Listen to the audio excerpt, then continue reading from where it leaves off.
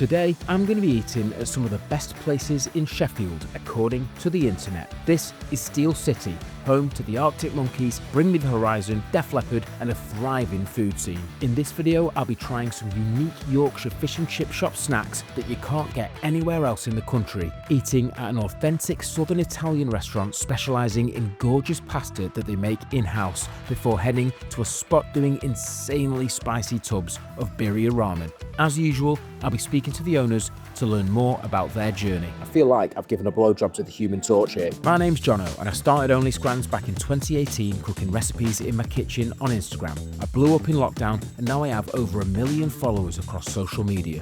But now I'm on a YouTube mission to show the world how good the food in the UK is. I've got loads of videos on my channel, so if you enjoy this, feel free to go on an Only Scrans binge. Remember to like, comment where you think I should go next, and subscribe for more. First on the agenda is Two Steps Fish and Chips. It was first established as a chippy in 1895, which makes this the oldest fish and chip shop I've ever eaten at. I spoke to Laggy, the current owner, while he got ready for the lunchtime rush. So how long have you been running Two Steps at? 23 years. It's longer than I expected. It's a traditional fish and chip shop. No kebabs, no pizzas, you know, just fish and chips really. Do you do like a fish cake that's a little bit different? Yeah. Well, it's a Yorkshire thing. These are that. It's a slice of potato, and then in between you put your fish, and then on the other side it's potato, it's like a sandwich. Then you flour it, batter it, fry it. These are the offcuts of the fish. Other shops might mince the fish, but I think it's nice having a proper piece of fish in there. Just drop it in the batter. You have to squeeze it or else the fish just like Falls apart. Yeah. Another thing which I do, which mushy pea fritters. I don't know if you've heard of those. No, what are these? It's mushy peas, and I freeze them, shape them, flour them and batter them. So I turn something quite healthy into something totally unhealthy. The best way. And you know what I'm going to go for? I'm going to go for the fish cake butty in a bread cake. They call it a cake butty. Cake butty. What? Say it with the accent. Can I have cake butty? That's the one. I'll go with curry sauce, and then I'll have the mushy pea fritter as well on the side. Yeah. Amazing, thank you. I'm in grave danger here of actually getting curry sauce all over myself before this day has really begun. So this is that potato fish sandwich in a what they call a bread cake, which is a bap. Curry sauce is now on the car, officially on the car now. Cheers. What an incredible feat of culinary engineering this is.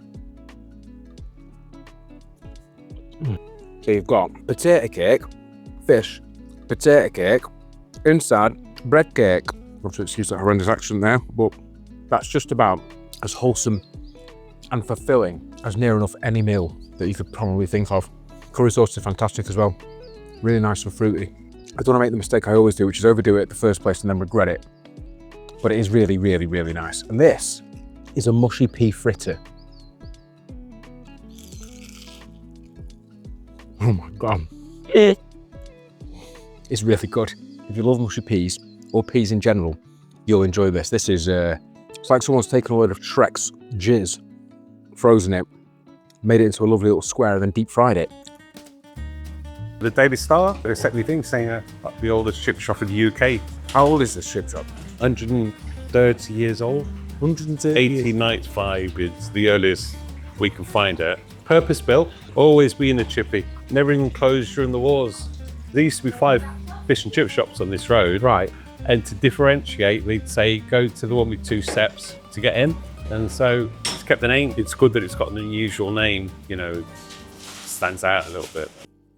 One of the oldest chippies, not only in Sheffield, but in the UK.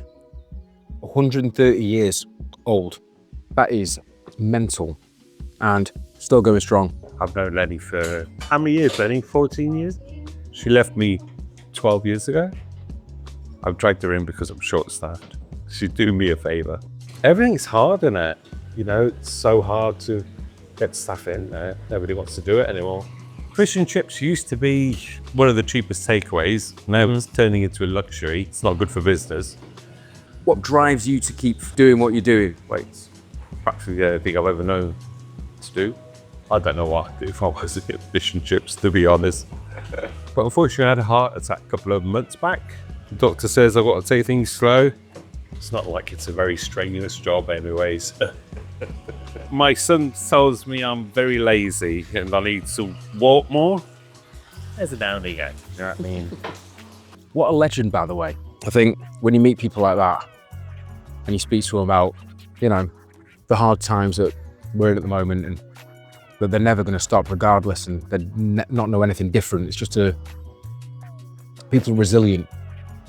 The odds are stacked against people in this country at the moment. People are coming through, their passion, their love for people and the community and food is shining through. And that makes this country an incredibly special place. And I will not have it when Americans say UK's shit for food. Look what I'm eating. Look what I've just had. You tell me that's shit for food, you're a fucking knobhead. I really, really appreciate it. Thank you so much. Thank you so much. It's been amazing. So, Gee, make me look good. yeah, of course I will. Of course I will. Thanks very much, guys. See you in a bit. Bye. Next on the agenda is Grazie, a southern Italian restaurant who make their own pasta in various shapes and sizes. It's won plenty of TripAdvisor awards, and for good reason. The place is full of life. The Birria family have taken a little bit of their hometown of Puglia and truly planted it right in the heart of Sheffield. I'm Pierpaolo. I'm the owner's brother of Grazie restaurant, and it's a family restaurant. We come from a little town in Puglia, south of Italy, and the food we serve is all inspired by our culture and our grandmom dishes. We opened this restaurant. My brother James was always to have his own place and bring his culture in UK, because of course south of Italy is not very famous. Like south of Italy is very poor, so we cook like very simple dish, but you know, with a lots of love and a nice good matches. We make fresh pasta, of course, because our grandmom, we grew up with pasta. She was like always making pasta outside. We do a lot of shapes which you cannot see everywhere because they are specially from Puglia. We cook everything fresh, all the sauces, pasta is made by us. We want to make sure everything is fresh. We have a big menu. Yep. We do starters. We should do polpette alla nonna. Yep, absolutely. So this is like created many years ago. Yeah. Like since from generation and generation. Yeah. From my family. Bread is very important for us. And when the bread get hard, we like put it in a milk. We make it soft. Everything we used to have in the fridge, like parmesan, parsley, you used to put it in, make these balls and just fry it. And that's what comes out. I remember on Sunday, my grandmom, she was making so many of them that she was like taking by hand, do like this and put it in the fryer. They were just the best things I ever had since I was a kid. Like it was my favorite things. I've got an insane amount of food in front of me right now. The guys here, the passion really shines through when I was speaking to them, and the presentation is impeccable for these dishes. I'm gonna go in straight away on the one that he loved the most, the one that he said his grandma made, which is the stale bread dipped in milk to make it nice and moist, and then mixed with a load of cheese. I'm excited about this. What fried balls of heaven. Oh my God. They are just so Moorish. The sauce is delicious. Everything about this is delicious, actually. It's all about the milk has softened up that bread with the herbs and the parmesan. It's like what I imagine Alessandro Del Piero's bollocks to be like. We opened this restaurant, used to be a next door, very small restaurant.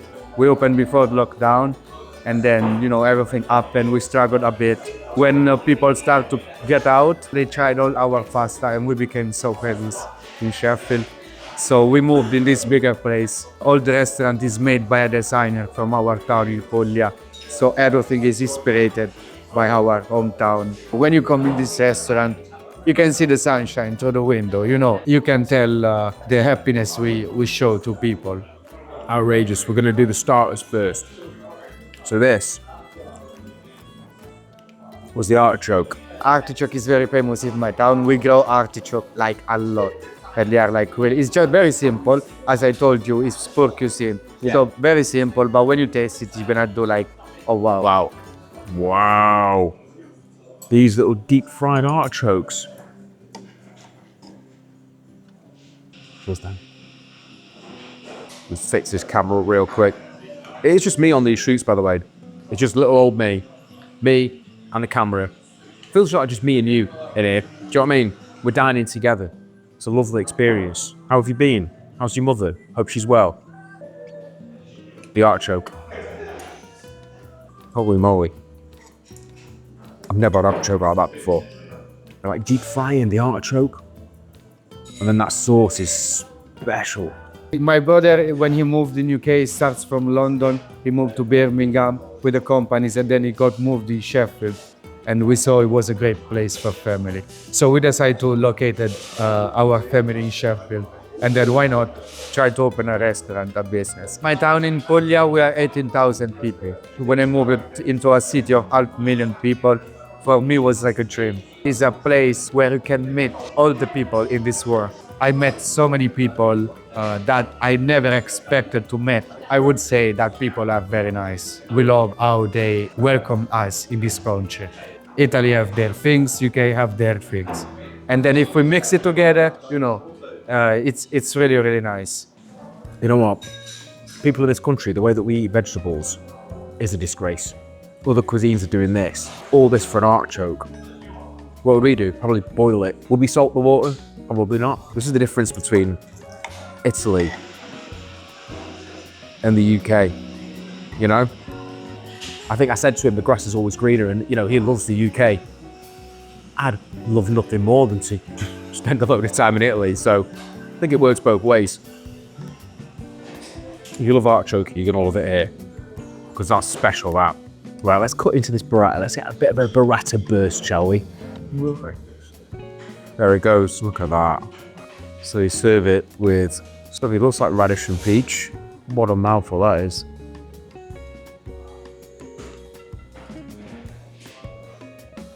Oh my God. I feel like I'm just diving onto heaven with that mouthful. Creamy, sweet, umami. Absolutely gorgeous.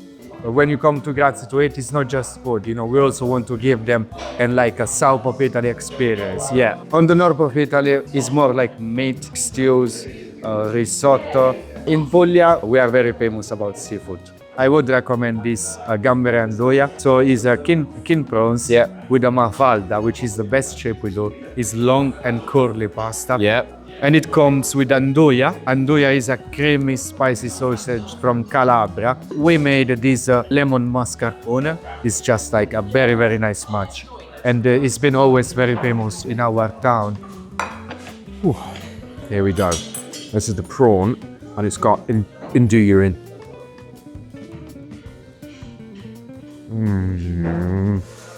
Oh, the spice from that Calabrian andouille. Definitely got a kick to it.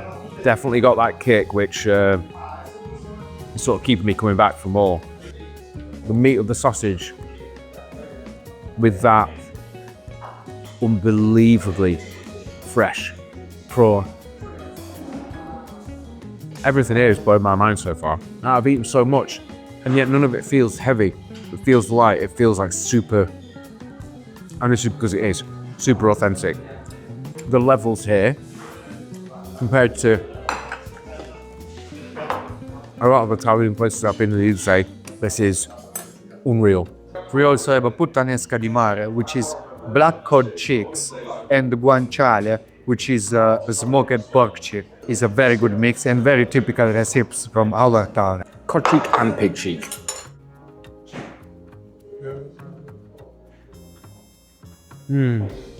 Guanciale is one of my favourite Italian ingredients in anything. If a pasta's got guanciale in it, it's going to be absolutely outstanding. Like little pork scratchings almost. This is some absolutely ridiculous pasta. It really is ridiculous. Better than most of the places I went when I was in Sicily. I do have a Sicilian video. Stick it up there. When I went to Sicily, I think I was drinking then actually. I tried to stop drinking before Sicily. I went 6 weeks without alcohol. And I was buzzing. I was well proud of myself. We got to Sicily. There might even be a point in that video where I go, oh, I'll have one drink. That one drink turned into 8 pints. And then Sarah had to drive home. And this is why I don't drink anymore. Because I just become selfish, fucking wanker. And the only thing that matters is where my next bevy's coming from. These days, all I care about is where my next pasta dish is coming from. And today, it's coming from Grazie. This is one of our best sellers, ragu al primitivo, 12-hour cooked ox chip in our primitivo red wine. So this is the ragu. Let's have a bit of this.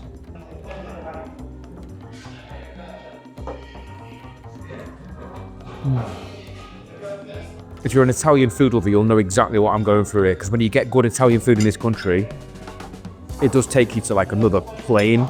I saw some geezer on TikTok, right? It's like a ghost hunter or something. He said that this pasta changed his life on his TikTok.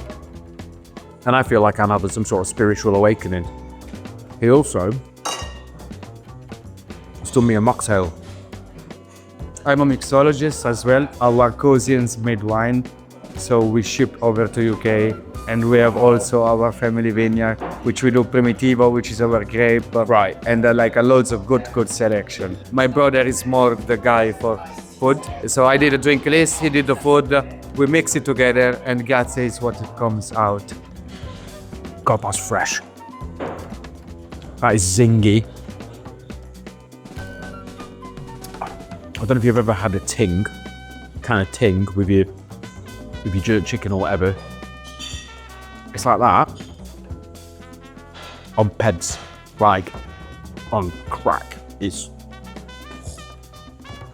when you put this much love, this much passion, this much thought, and this much of where you're from, and this much of your culture into your food and into your restaurant and into your dishes, it really does come across. And the flavours in here are absolutely batshit. It's like being in southern Italy. Reminds me so much of when I was in Sicily, Grazie in Sheffield. You've got to come. By the way, I've got an app, right? On this app are all my recommendations. So you can go on it, picks up the fact we're in Sheffield, and then you can browse through. There's Grazie on there. So listen, it's a good app. It knows its shit. So do me a favor, download it. It's completely free. And you can go on there, get all my recommendations, and also you can recommend to other people as well. You can follow people. It's a big community of food lovers, basically. And the link for it is in the description. So give it a download, because it's fucking free. And it's better than Google. This is a place that is worth coming for a weekend in Sheffield for. Book a table here, and I promise you'll have one of the best Italian dining experiences you can get in this country.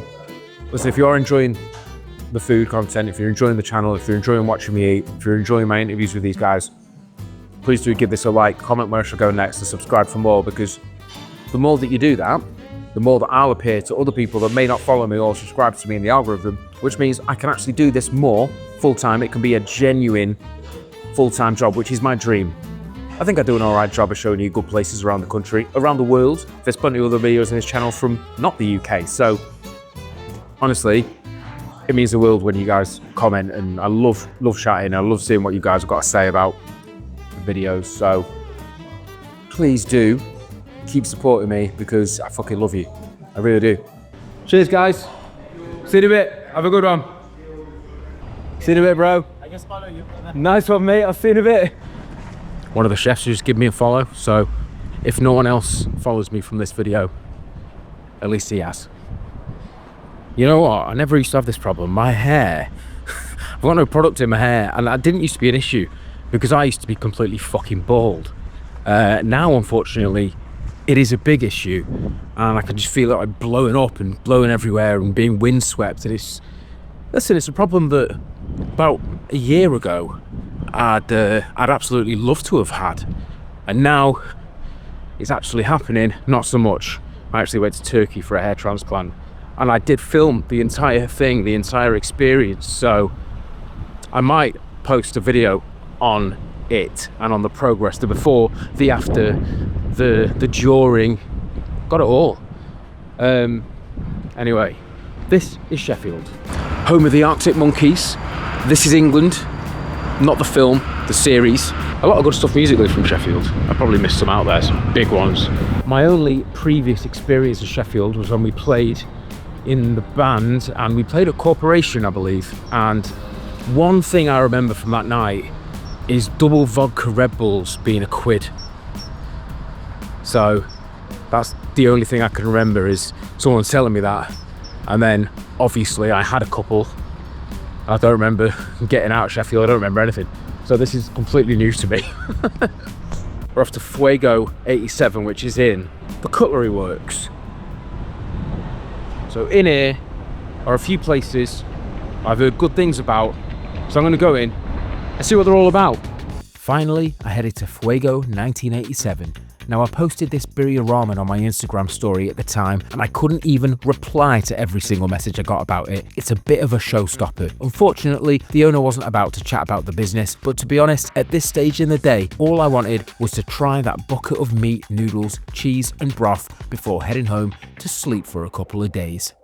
Okay, what do you recommend? What do you think? I've seen the Birria ramen. Yeah, the most popular one. Yeah? Yeah. Can we do Birria ramen? Is that all right? Yep, last one. I will do that, and the beer tacos as well. Yeah. Taste that one. Perfect. Thank you very much, bro. Appreciate that. Thank you. Right. So we've got some Birria ramen coming and some Birria tacos. I mean, look at that.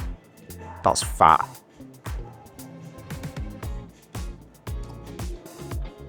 It's a great taco. Full of flavour. The consommé. It's beefy, it's cheesy, it's spicy, packed full of flavours. It's like 3.9. Normally I wouldn't even touch a 3.9. But I mean, unless this makes me incredibly ill later on, I don't see what it is for. The ramen itself is just, there's so much flavour to it. There's so much flavour to it, and there's so much spice to it. I'm sweating. I'm sweating from this Birria ramen. It's incredibly, incredibly spicy. If you put a thermometer under my armpit now, doctors on the scene would think I was very ill, because I'm fucking roasting. But the meat's really beautifully tender and pulled. Cheese gives it that nice little bit of creaminess and saltiness. I've seen plenty of Birria ramen online, and I always thought, a bit of a gimmick that, innit? Putting the two together is needless. Do one or the other. I'm happy to eat my words here. I feel like I've given a blowjob to the Human Torch here. Very spicy, but I'm a big spice fan, so it's about my perfect, optimal level. If you don't like spice, I have to say it might be a little bit too spicy for you. If you do like spice, then you're in luck. Whoever gave us a bad rating on Google reviews, he's a fucking Karen. Probably doesn't like spice.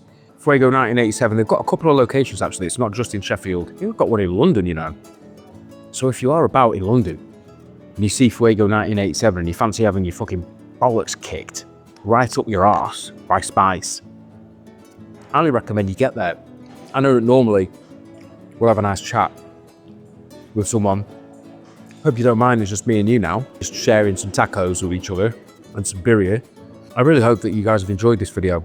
I've tried to keep it as close to the standard format as possible, and if you do enjoy this video and you've not been on the channel before, this is what I do. I go to 3 places in a city and find and try some of the best food, meet and speak to some of the restaurant owners, and just generally give you a vibe of the city if you've never been before, and try and prove that the UK is not shit. There's a lot of division in the UK at the moment, a lot of division, but today I've been served fish and chips by a Greek bloke who's born in Sheffield, Italian food by a load of Italians who came over here, and I've been served birria by a couple of lads who's certainly not Mexican by any means, but know what they're doing with tacos. With all that division, I think it's important for us to remember that We are all fucking people trying to do our best at the end of the day. Let's focus on the things we've got in common rather than the things that are different about us. We all love our families. We all want to do our best.